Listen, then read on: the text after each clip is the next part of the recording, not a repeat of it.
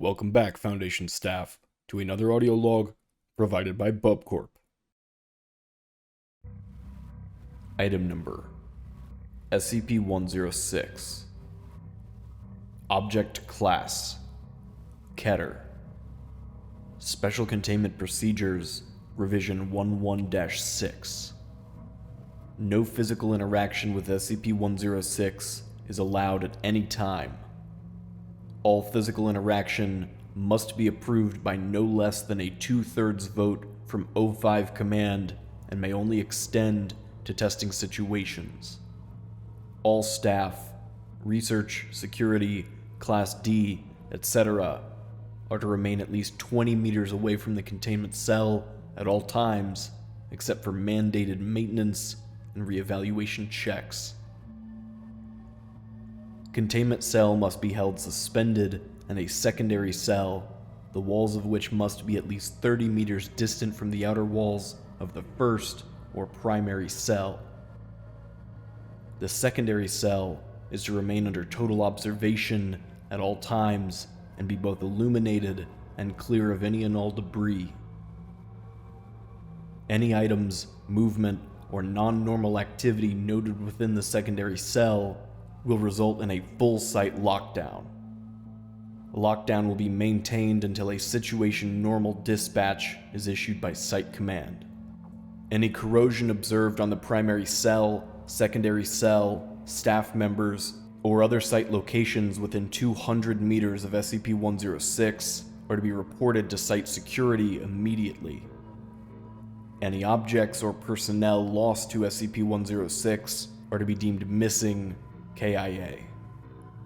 No recovery attempts are to be made under any circumstances. Note: SCP-106 does not have a docile state. Any reduction in activity or increased compliance from SCP-106 is to be deemed a luring tactic immediately preceding an aggressive action and treated as such. Note: Special Containment Procedures discontinued due to escape percentage. Special Containment Procedures Revision 11-7. No physical interaction with SCP-106 is allowed at any time. All physical interaction must be approved by no less than a 2/3 vote from O5 Command and may only extend to testing situations. All staff, research, security, Class D, etc. are to remain at least 30 meters away from the containment cell at all times, except under direct order from Site Command. SCP-106 is to be kept within a sealed container comprised of 16 layers of lead-lined steel, each separated by no less than 18 centimeters of open space, aside from minimal support struts. Said container is to be kept suspended by a continuous current system within a fluid medium.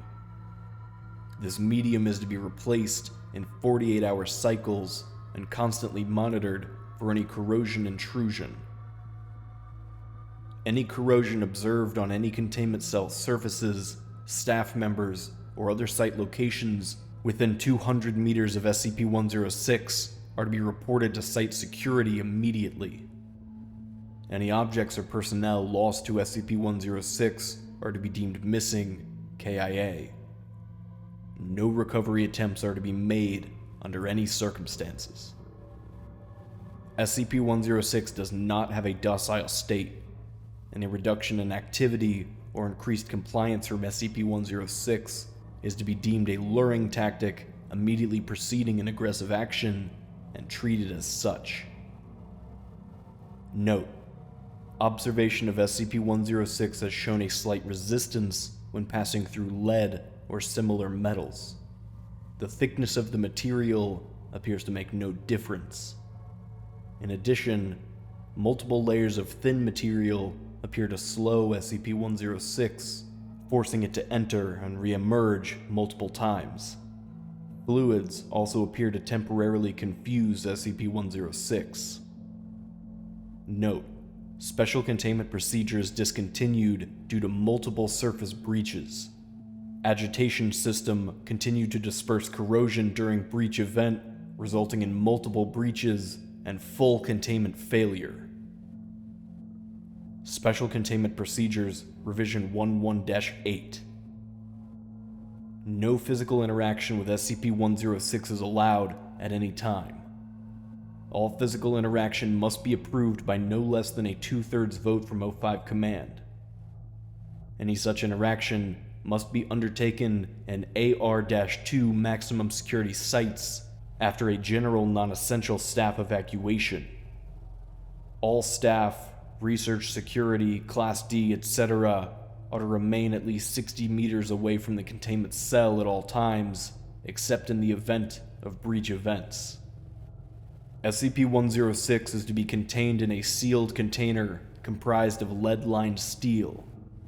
The container will be sealed within 40 layers of identical material, each layer separated by no less than 36 centimeters of empty space. Support struts between layers are to be randomly spaced.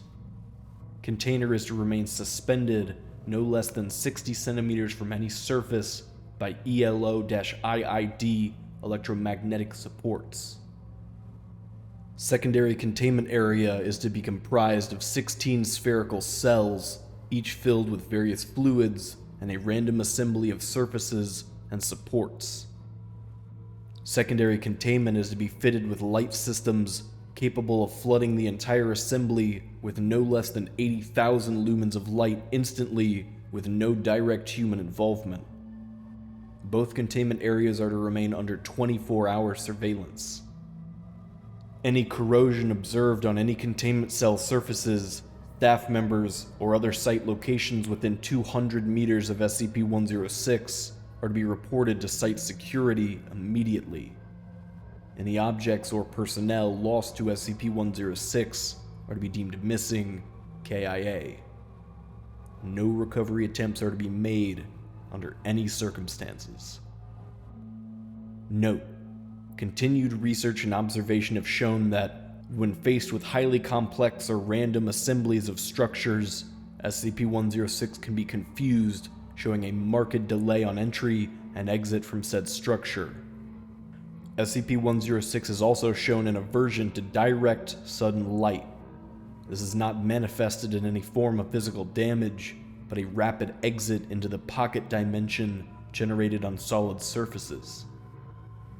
These observations, along with those of lead aversion and liquid confusion, have reduced the general escape incidence by 43%. The primary cells have also been effective in recovery incidents requiring recall protocol. Observation is ongoing. Description: SCP-106 appears to be an elderly humanoid with a general appearance of advanced decomposition. This appearance may vary, but the rotting quality is observed in all forms. SCP-106 is not exceptionally agile and will remain motionless for days at a time, waiting for prey. SCP-106 is also capable of scaling any vertical surface and can remain suspended upside down indefinitely. When attacking, SCP-106 will attempt to incapacitate prey by damaging major organs, muscle groups, or tendons, then pull disabled prey into its pocket dimension. SCP-106 appears to prefer human prey items in the 10 to 25 years of age bracket. SCP-106 causes a corrosion effect in all solid matter it touches, engaging a physical breakdown in materials several seconds after contact. This is observed as rusting, rotting, and cracking of materials, and the creation of a black, mucus-like substance similar to the material coating SCP-106. This effect is particularly detrimental to living tissues and is assumed to be a pre-digestion action. Corrosion continues for 6 hours after contact, after which the effect appears to burn out. SCP-106 is capable of passing through solid matter, leaving behind a large patch of its corrosive mucus. SCP-106 is able to vanish inside solid matter, entering what is assumed to be a form of pocket dimension. SCP-106 is then able to exit this dimension from any point connected to the initial entry point. For example, entering the inner wall of a room and exiting the outer wall, or entering a wall and exiting from the ceiling. It is unknown if this is the point of origin for SCP-106, or a simple lair created by SCP-106. Limited observation of this pocket dimension has shown it to be comprised mostly of halls and rooms with entry. This activity can continue for days, with some subjected individuals being released for the express purpose of hunting, recapture. Addendum: SCP Review Notes. Due to the exceedingly difficult to contain nature of SCP-106, special containment procedures are to be reviewed every 3 months or during a post-breach incident. Physical restraints are impossible, and direct physical damage appears to have no effect on SCP-106. Current special containment procedures, as of, revolve around basic observation and immediate response.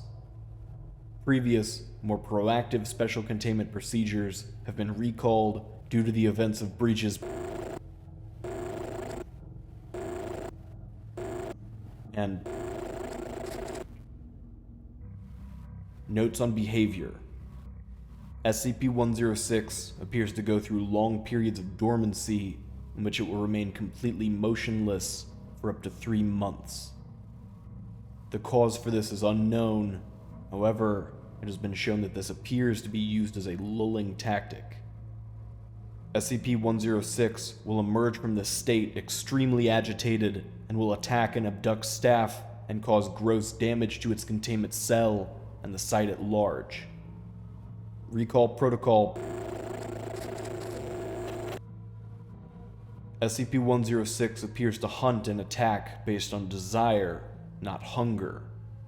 SCP-106 will attack and collect multiple prey items during a hunting behavior event, keeping many alive in the pocket dimension for extended periods of time. SCP-106 has no determinable limit and appears to collect a random number of prey items during an event. The inner dimension accessed by SCP-106 appears to only be accessible by SCP-106. Recordings and transmission devices have been shown to still operate inside this dimension, although recordings and transmissions are very degraded. It appears that SCP-106 will play with captured prey and appears to have full control of time, space, and perception inside this dimension. SCP-106 appears. Recall Protocol: in the event of a breach event by SCP-106, a human within the 10 to 25 years of age bracket will be prepped for recall, with the compromised containment cell being replaced and restored for use. When the cell is ready, the lure subject will be injured, preferably via the breakage of a long bone such as the femur, or the severing of a major tendon such as the Achilles tendon. Lure subject will then be placed in the prepped cell, and the sound emitted by said subject will be transmitted over the site public address system. SCP-106 will typically begin to gravitate towards the lure subject within 10 to 15 minutes after hearing the subject. Should SCP-106 not respond to the initial broadcast, additional physical trauma is to be administered to the lure subject at 25-minute intervals until SCP-106 responds. Multiple lure subjects may be used in the case of major breach events. SCP-106 will typically enter a dormant state after finishing with a lure subject. In addition, subjects may... This will conclude the audio log for SCP-106. Well, there's definitely a lot to say about 106. Radical Larry is he's definitely, in my opinion, like probably one of the scariest SCPs, simply due to the fact of it, as far as we can tell, you can't really hurt him. You can't really contain him except for slowing him down and just kind of keeping him happy by giving him D class every once in a while. Um, and he just destroys everything he touches. I mean, there's he's almost a 682 on the level of just kind of countering everything. But despite that, despite him just kind of being a counter to any and everything you throw at him, this ends up being like a very interesting article, and definitely one of my favorites. And I think that has to do with kind of the tactics that they have to end up using to keep him in containment, because this is more of a you know keep him happy, make it pretty hard for him to get out, and hopefully he just won't bother kind of situation. And I really like how the article has like the rolling special containment procedures showing you the past revisions, even going on of like the little notes of like why they had to be updated. I really like that stuff. I like seeing the progression of the handling of these objects by the Foundation over time. So no, definitely one of the greats. All right, guys, happy listening.